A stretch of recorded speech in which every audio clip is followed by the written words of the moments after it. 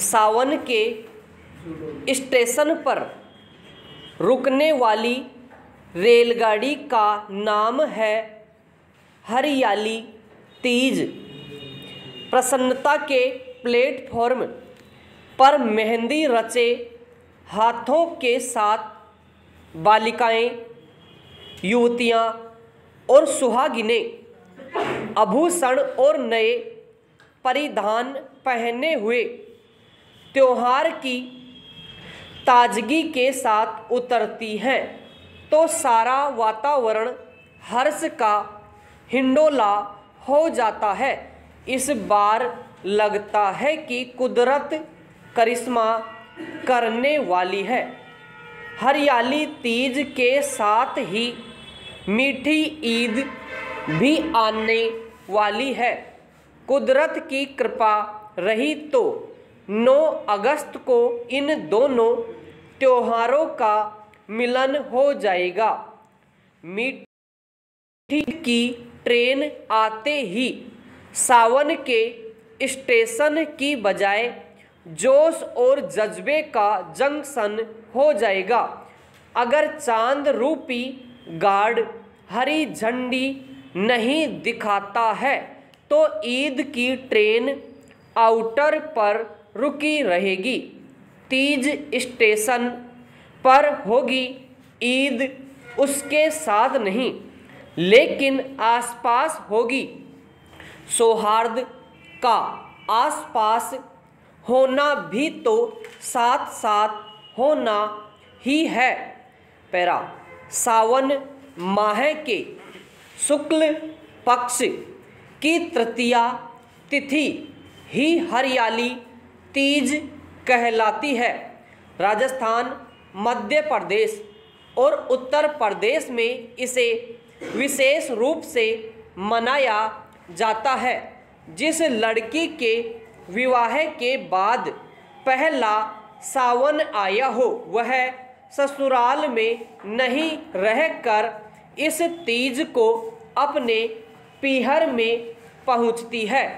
स्वादिष्ट से स्वादिष्ट पकवान बनाकर बेटियों को सिंजारा भेजने का चलन दरअसल शगुन भेजने का प्रतीक है। सिंजारे की नए अर्थ में व्याख्या यह है कि सिंजारा सिर्फ शगुन या पकवान का स्वाद नहीं है, बल्कि स्नेह का मौन संवाद है। खामोशी में छिपा हुआ है। स्नेह अपनी आवाज़ आप बन जाता है और मुखर स्नेह से ज़्यादा ताकत रखता है। सिंजारा स्वाद की नहीं, स्नेहिल संवाद की भाषा है। यह अभिव्यक्ति की नहीं, अनुभूति की भाषा है। इसके मौन को महसूस कीजिए। सिंजारा सीखना है कि तीज के ताने बाने पर स्नेह के सूत्र में विश्वास का वस्त्र कैसे तैयार किया जाए। पैरा ईद दरअसल खुशी के रूप में रमजान के रोज़ों का रिटर्न है। कहा भी गया है कि रमजान के रोज़ों का सिला ईद मुबारक, ये खुदा से ही मिला। ईद मुबारक। रमजान माह के दौरान जब नेक अमल के साथ रोज़ा रखा जाता है तो आखिरी दिन यानी अंतिम रोज़े तक आते आते रोज़ेदार रूहानी तौर पर तो ताकतवर लेकिन जिस्मानी तौर पर कमज़ोर या कृशकाय हो जाता है। ईद चूँकि त्योहार का दिन है, इसलिए ऐसा पकवान बनाया जाता है जो आसानी से हजम हो सके और दुर्बल देह वाले के लिए भी अनुकूल हो।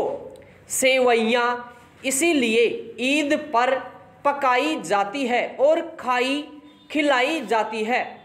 सेवइयाँ मीठी ईद में आहार का तरीका भी है और मेहमान नवाजी का सलीका भी। सेवइयाँ नजाकत का प्रतीक भी है और रुचिपूर्णता का पर्याय भी। तीज और ईद मेहंदी के मामले में समन्वय का संदेश है।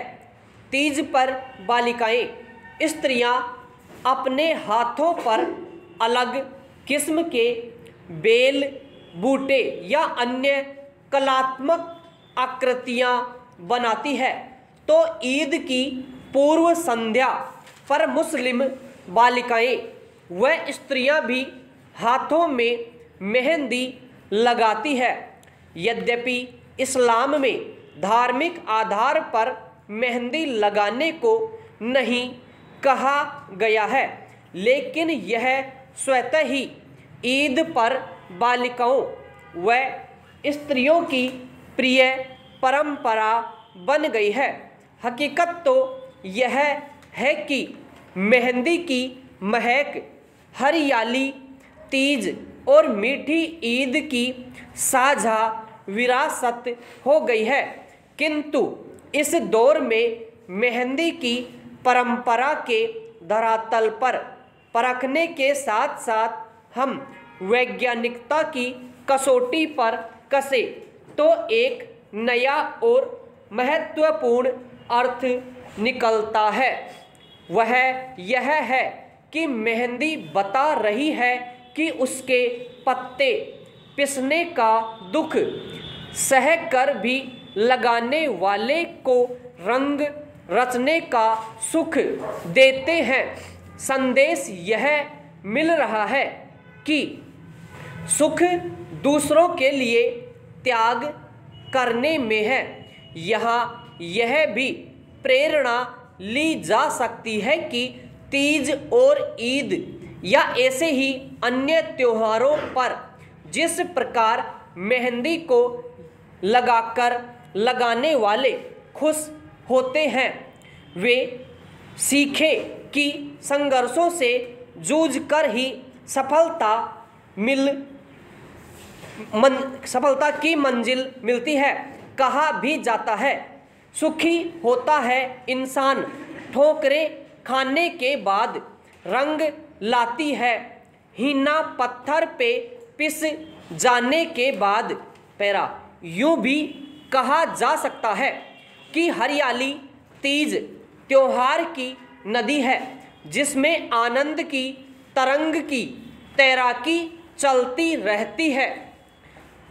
मीठी ईद उल्लास की उमंग की कश्ती है जिसमें सुकून के सवार बैठे होते हैं। तरंग तीज की हो या उमंग ईद की, दरअसल सावन की स्लेट विश्वास की वर्णमाला और इंसानियत की इबारत लिख रही है।